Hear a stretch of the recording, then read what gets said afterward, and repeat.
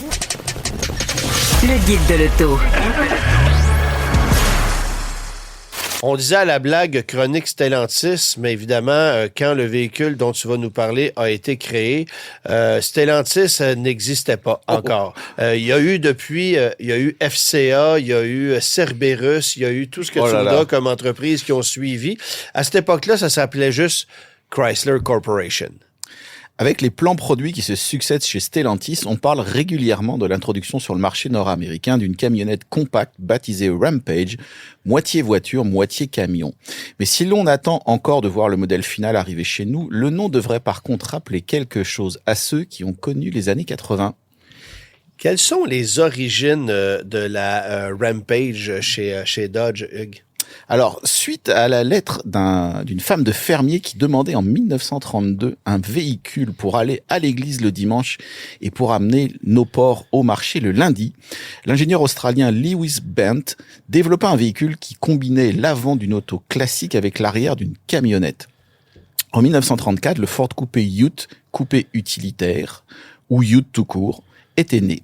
Tradition australienne, il faudra attendre 1957 et le Ford Ranchero pour que cette carrosserie soit introduite avec un succès très relatif en Amérique du Nord. Chevrolet lancera le El Camino en 1959. Tout au long des années 60 et 70, ces deux modèles se feront concurrence. Alors, on va utiliser quoi pour développer la plateforme de la Rampage? Des berlines compactes bien connues du grand public. L'arrivée en 1974 en Amérique du Nord de la Golf chamboule la donne dans le segment des véhicules compacts des deux côtés de l'Atlantique. Chrysler Europe commence cette même année le développement d'une nouvelle traction avant sous le nom de projet C2 qui deviendra l'Horizon. L'ingénierie est réalisée en France, chez Simca, et le style en Angleterre, chez Roots. Lorsque le président de Chrysler, Jim Cafiero, voit l'auto, il décide que la C2 sera également commercialisée aux États-Unis et au Canada. Les premiers standards de consommation café pour Corporate Average Fuel Economy sont prévus pour 1978. En avril 75, l'étude est combinée avec l'Amérique, où elle prend le nom de L-Body. Si les deux modèles partagent une esthétique commune, hormis les pare-chocs, elles reposent en fait sur des planchers très différents, les Américains ayant choisi des suspensions McPherson à l'avant, alors que les Européens font appel à des barres de torsion. La suspension arrière est à bras tirés dans les deux cas, mais les géométries sont particulières à chaque continent.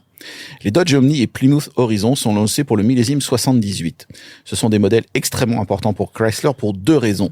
La première est que, sous toutes ces versions, la plateforme L sera écoulée à près de 2,5 millions d'exemplaires jusqu'en 1990.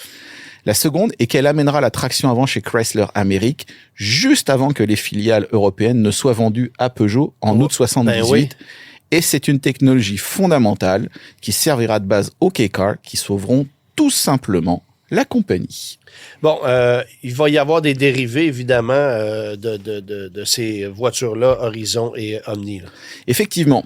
Alors que Chrysler a les poches vides, elle sort tout de même en 1979 des petits coupés sur plateforme L, à empattement raccourci, 2,45 m contre 2,52 m pour les berlines, baptisés Omni 024 chez Dodge et TC3 chez Plymouth. Ouais. À partir de 1983, ils deviennent respectivement les Charger et Turismo, alors qu'une variante Charger 2.2 avait été introduite chez Dodge en 1982. Si la seule motorisation initialement disponible est un 4 cylindres 1,7 litre d'origine Volkswagen, un 4 cylindres maison de 2,2 litres est ajouté au millésime 1981. Ces deux coupés seront commercialisés jusqu'en 87 à 786 198 exemplaires. Quand même. Hein? Ouais, un joli succès pour des modèles aujourd'hui parfaitement tombés dans l'oubli. Bon, et évidemment, ces voitures-là, elles vont servir de base à la Rampage. Et voilà. Et c'est Hank Carlini qui va avoir l'idée de modifier l'Omni 024 en Ute. Ce dernier est l'un des hommes de confiance de Lee Iacocca, président de Chrysler depuis 1978. Les deux se sont connus chez Ford, où Carlini a été responsable du développement de la De Tomaso Pantera. Lorsque Iacocca a été remercié par Henry Ford et s'est retrouvé à la tête de la compagnie au Pentastar, Carlini l'a suivi pour devenir en charge des projets spéciaux.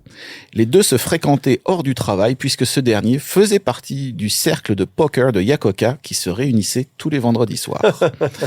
Lorsque Iacocca voit le prototype de cet Omni 024 transformé, il donne immédiatement son feu vert. L'adaptation à la série est relativement simple, donc peu coûteux. Tout l'avant, y compris l'habitacle, provient de la 024. La carrosserie est entièrement monocoque, avec la boîte comprenant une construction à double paroi en acier galvanisé. Sous cette boîte est ajouté un châssis de renfort à 6 traverses. La suspension arrière à bras tirés est remplacée par un combiné ressort à lame amortisseur. L'empattement passe de 2,45 m à 2,65 m. La capacité de charge est de 520 kg, 1145 livres, alors que la capacité de remorquage est de 340 kg, 750 livres. Le seul moteur disponible est le 2,2 litres de 84 chevaux. Il peut être accouplé soit à une boîte manuelle 4 rapports, soit à une automatique à 3 rapports en option. Il n'y a pas de version Plymouth de la Rampage. Pas encore. Pas encore. Bon, alors évidemment, la Rampage a un look assez particulier. Il y avait des équivalents sur le marché à cette même époque, notamment du côté de chez Volkswagen. Tout à fait. Et le look de la Rampage est assez unique, là, parle-nous-en. Alors, oui, la Dodge Rampage est introduit pour le millésime 82. Il est disponible en 2 versions, de base ou sport. Le modèle d'entrée de gamme offre des roues de 13 pouces montées en 175, la radio AM, le chauffage et les essuie-glaces à 2 vitesses. La version sport ajoute des roues de 14 pouces en 195, un rapport de pont plus court qui passe de 2,69 à 3,13 pour 1, l'instrumentation rallye avec contour et horloge s'il vous plaît, monsieur. Et la peinture de ton avec décoration spécifique. Parmi les options, on retrouve la climatisation, des rails de boîte, différentes radios, AM/FM simple ou avec lecteur 8 pistes ou lecteur cassette, le régulateur de vitesse, la direction assistée, un couvre-boîte, des jantes en aluminium de 14 pouces, ainsi que des ensembles éclairage et équipements populaires, ensemble éclairage plus direction assistée, rétroviseur réglable, de l'extérieur et essuie-glace interminant. Le Rampage est sur un segment de marché assez réduit et fait face à une concurrence peu nombreuse, comme tu l'as souligné, les Subaru Brat et le Volkswagen Rabbit Pickup. Le Chevrolet El Camino est dans une catégorie supérieure, alors que Ford a jeté l'éponge avec le Ranchero en 79. Il existe bien le Ford Durango, présenté en 79 et vendu jusqu'en 82, mais il s'agit d'une conversion sur base de Fairmont, réalisée par National Coachworks à seulement 212 exemplaires. Dans son édition de 1983, le guide de l'auto met un Rampage automatique à l'essai. Le véhicule est apprécié pour sa tenue de route, son habitabilité, sa plateforme de chargement et ses espaces de rangement bien conçus. Les bruits de caisse, la finition bâclée, les sièges manquant de maintien latéral et la transmission automatique anémique déçoivent. La consommation durant le test s'élève à 11,8 litres au 100. Est-ce qu'on considère que c'est un succès chez Chrysler? La production de 1982 se solde à 17 636 exemplaires, ce qui semble être un bon résultat puisque Dodge reconduit le modèle pour 1983, mais en plus, Plymouth dura droit à sa propre version. Cette division de Chrysler est nettement moins reconnue pour ses utilitaires que Dodge, même si elle commercialise le Trail Duster et des fourgons depuis 1974. Le Plymouth Camp est disponible en 2 variantes, de base ou GT, et reprend l'avant du coupé Turismo.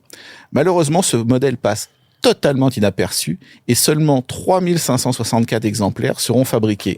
2184 de base et 1380 GT. Il ne sera logiquement pas reconduit. Bon. Et la Rampage va évoluer quand même un peu, là. Oui. Le Dodge Rampage connaît différentes évolutions pour l'année modèle 83. Boîte manuelle à 5 rapports optionnels, plus gros disque de frein, ainsi que des phares halogènes, l'horloge et les essuie-glaces intermittents de série.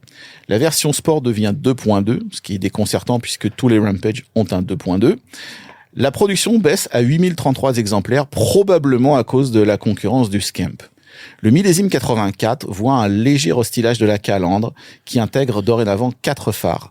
La boîte manuelle à 5 rapports vient de série alors que la puissance du moteur passe à 98 chevaux. Un ensemble Prospector est disponible en option. Il comprend une peinture 2 tons, des barres latérales de caisse, le couvre-tonneau, des logos spécifiques et un équipement enrichi dépendant de la version. Si Carroll Shelby avait montré en 1984 un prototype de Rampage très modifié, baptisé Street Fighter, rien de moins, il ne le produira pas en série.